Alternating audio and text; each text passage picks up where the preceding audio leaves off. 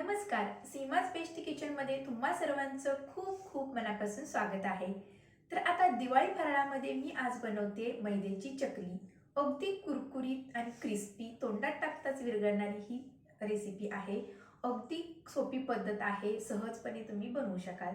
तर वेळ न लावता आपण मैद्याची चकली बनवायला सुरुवात करूया. तर मैद्याची चकली बनवण्यासाठी आपल्याला लागणार आहे मैदा. तर इथे मी 1 वाटीचं प्रमाण घेतलेलं आहे. तर 1 वाटी मैदा मी चाळून घेतलेला आहे. तर परफेक्ट प्रमाण असणार आहे या मैद्याच्या चकलीमध्ये. तर आपण आता एक सुती कापड घेऊया. तर मलमल कपडा मी इथे घेतलेला आहे. तर आपल्याला पीठ हे वाफवून घ्यायचं आहे. म्हणून इथे मी एक मलमलचा कपडा घेतलेला आहे. त्यामध्ये हे पीठ मी आता घालत आहे. आणि आता आपण हे पीठ बांधून घेऊया. तर आपल्याला हे घट्टसर असं हे बांधून घ्यायचं आहे चारही बाजूनी. तर हे पीठ आपण कुकरच्या डब्यामध्ये घालून कुकरला वाफवून घेणार आहोत. तर 2 ते 3 शिट्ट्या आपण काढून घेणार आहोत. तर आता आपलं हे बांधून तयार झालेलं आहे. तर आता मी इथे कुकर घेत आहे. तर कुकरमध्ये पाणी घालायचं आहे थोडंसं. तर अर्धा ग्लास मी इथे पाणी घातलेलं आहे. तर या पाण्यामध्येच आता आपण डबा ठेवणार आहोत. त्यामध्ये मैद्याची पुरचुंडी ठेवणार आहोत. तर आपल्याला खूप काही शिट्ट्या द्यायच्या नाहीत. अगदी 2 ते 3 शिट्ट्या आपल्याला द्यायच्या आहेत. तर डब्यामध्ये मी आता ही पुरचुंडी ठेवलेली आहे. तर आता आपण कुकरचं झाकण लावूया. तर कोणी कोणी शिट्टी पण काढून हे झाकण लावतं, पण मी शिट्ट्या देणार आहेत. तर पीठ छान वापरले जाते शिट्ट्या दिल्यानंतर. तर 3 शिट्ट्या मी दिलेल्या आहेत. तर कुकर थंड झाल्यानंतर मी ही पुरचुंडी काढलेली आहे. तर बघूया आपलं पीठ कसं वापरलेलं आहे ती. तर अगदी मस्त असं हे पीठ छान वापरलेलं आहे.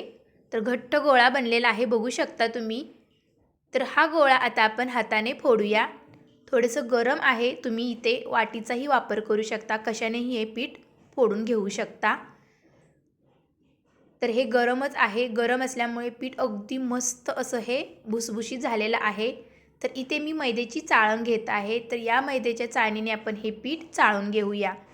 म्हणजे काय गाठी असतात त्या निघून जातील, म्हणून हे पीठ चाळणं महत्त्वाचं आहे.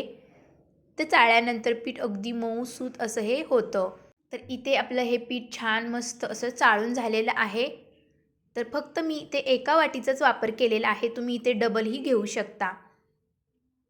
तर इथे आपलं पीठ छान मस्त चाळून झालेलं आहे. आता त्याच भांड्यामध्ये आपण हे पीठ काढून घेऊया. तर या मैद्याच्या चकलीमध्ये मी तेलाचं मोहन नाही किंवा गरम पाण्याचा वापर बिलकुल करणार नाही. सिंपल असं हे पीठ मळून घेणार आहे. तर यामध्ये आता आपण मसाले ॲड करणार आहोत. तर इथे मी 1 ते 1.5 चमचा लाल तिखट घातलेलं आहे. जी मिरची पावडर असते ती घातलेली आहे. तर धना पावडर इथे 1 चमचा आणि जिरा पावडर अर्धा चमचा आणि गरम मसाला अर्धा चमचा आणि मीठ चवीनुसार घालायचं आहे. आणि तीळ घातलेलं आहे मी इथे 2 ते 3 चमचे. आणि नंतर मी थोडासा अगदी हिंग घातलेला आहे. हिंगामुळे खूप छान टेस्टी लागते चकली. तर अशा प्रकारे आपण आता हे सर्व पीठ मिक्स करून घेऊया. कुकरमध्ये जर पीठ आपण वापरलं तर या पिठामध्ये तेलाचं मोहन नाही किंवा गरम पाण्याचा वापर बिलकुल करायचा नाही.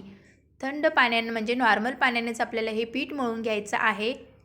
तर थोडं थोडं पाणी घालून आपण हे पीठ छान घट्टसर मळून घ्यायचं आहे. जास्त पण लूज नाही किंवा जास्त पण घट्ट नाही, अशा प्रकारे हे आपल्याला पीठ मळून घ्यायचं आहे.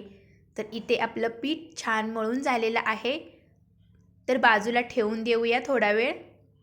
तर थोड्या वेळानंतर मी इथे लगेचच पीठ घेतलेलं आहे. तर रोल असा बनवून घेतलेला आहे.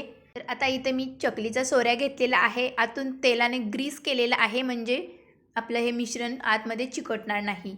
तर आता आपण या सोऱ्यामध्ये पिठाचा रोल घालूया. तर पटकन आपल्याला ही चकली पाडून घ्यायची आहे. जास्त वेळ पीठ ठेवायचं नाही. तर अशा प्रकारे आता आपण सोऱ्याला लावून घेऊया आणि चकली पाडायला सुरुवात करूया. तर बघू शकता चकलीला काटे पण किती छान पडत आहेत. तर पीठ छान मळलेलं आहे घट्टसर, म्हणून काटे छान येतात. चकलीला काटेरी चकली बनते. तर मस्त अशी गोल गरगरीत, कुठेही तुटत नाही, कारण की पीठ छान वापरलेलं आहे आणि नीट मळलेलं आहे व्यवस्थितपणे. त्यामुळे चकली कुठेही तुटत नाही, अगदी सहजपणे गोल गरगरीत पडते. तर इथे आपल्या 4ही चकल्या पाडून तयार झालेल्या आहेत. तर तेलही तिकडे मी गरम करायला ठेवलेलं आहे. तर आता गरम तेलामध्ये आपण चकल्या सोडूया.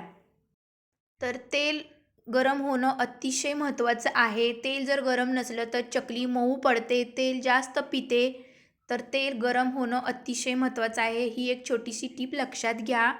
आता तेलाचे बुडबुडे कमी झालेले आहेत, तर चकली आपली इथे तळून झालेली आहे. तर आता आपण चकली टिश्यू पेपरवरती काढून घेऊया. तर चकली लगेचच तळली जाते. तर अशा प्रकारे आपण सर्व चकल्या तळून घेऊया. तर बघू शकता किती मस्त काटेरी सोनेरी रंगावरती आपल्या इथे चकल्या तयार झालेल्या आहेत. तर कमी वेळामध्ये झटपट बनणारी आपली मैद्याची चकली तयार झालेली आहे. या चकलीमध्ये मी तेलाचं मोहन नाही किंवा गरम पाण्याचा बिलकुल वापर केलेला नाही. अगदी खुसखुशीत आणि कुरकुरीत ही चकली बनलेली आहे.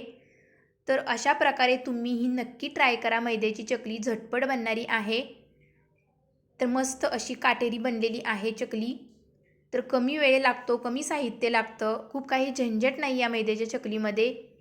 तर असं प्रमाण जर तुम्ही घेऊन चकली बनवली तर बिलकुल बिघडणार नाही. तर एक तुम्हाला मी तोडून दाखवते. तर सहजपणे तुटते चकली, बघू शकता तुम्ही. तर एकदम मस्त अशी खुसखुशीत झालेली आहे, तेलकट बिलकुल झालेली नाही. तर ओठाने खाईल अशी ही खुसखुशीत झालेली आहे, वरून क्रिस्पी आणि आतून खुसखुशीत. तर अशा प्रकारे इथे आपली चकली मस्त झालेली आहे. तर तुम्ही ही येत्या दिवाळीला नक्की ट्राय करा आणि कशी झाली तेही मला कमेंटमध्ये सांगा. तर भरपूर अशा मी तुमच्यासोबत दिवाळी फराळाच्या रेसिपी शेअर करणार आहे. तर त्या पाहण्यासाठी माझ्या चॅनेलला लाईक, शेअर, सबस्क्राईब जरूर करा आणि बाजूला जे बेल आयकन आहे त्याच्यावरती प्रेस करायला विसरू नका, म्हणजे माझ्या नवीन रेसिपीचं नोटिफिकेशन तुमच्यापर्यंत लवकर पोहोचेल. तर भेटूया अशाच नवनवीन रेसिपीमध्ये. तोपर्यंत मस्त खा आणि स्वस्त रहा. Bye bye.